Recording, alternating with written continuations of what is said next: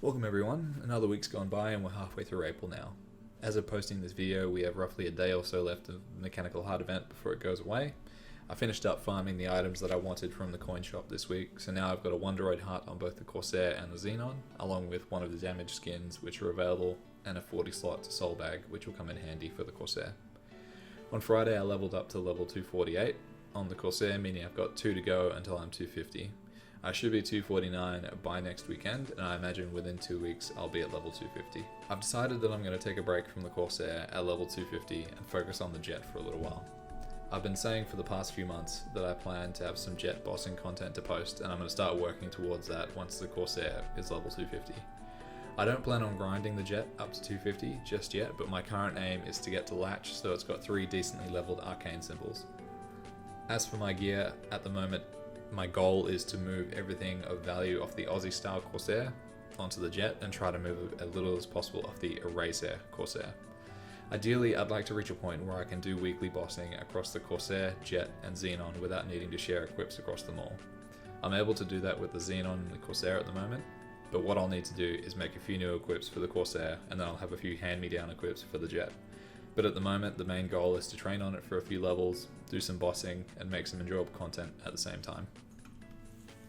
I think this break will do me some good, having some time off from the Corsair. So even though I do enjoy training on it, and it's only been like an hour or two every other day, it's it'll be nice to break it up, and then I can work on getting it towards level 255. So then, I figure by the time I get 255, we'll have a better idea of the timeline when level 300 is coming out, so then I can start farming Meso on the Xenon again, and we can, keep upgrading the equips. So the Meso that the Corsair is farming isn't really the best. The area that it's in, as well as the level of Meso gear isn't really the greatest. So I think the Xenon will probably be our best moneymaker going forward, but we'll go back to that one when we can start getting some EXP on it again, because I feel a bit silly working on a character. I know that we'd be farming Meso instead of EXP, but I like the idea of seeing the EXP bar moving up at the same time.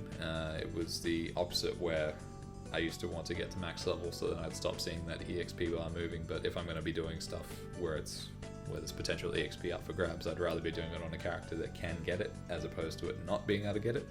But that's just my mentality behind it all. So here's just a quick shot of the Jett and the current equips that I've moved onto it. So I might do a video or two of just like cubing it, because a few of the Aussie style Corsair equips are actually legendary. They just don't have decent lines on them. So like that hat, for example, those gloves are really old, but I just found them on the old Corsair and I figured I'd move them across. LGR, I'm not using it anymore on the Eraser Corsair, so I've moved it over.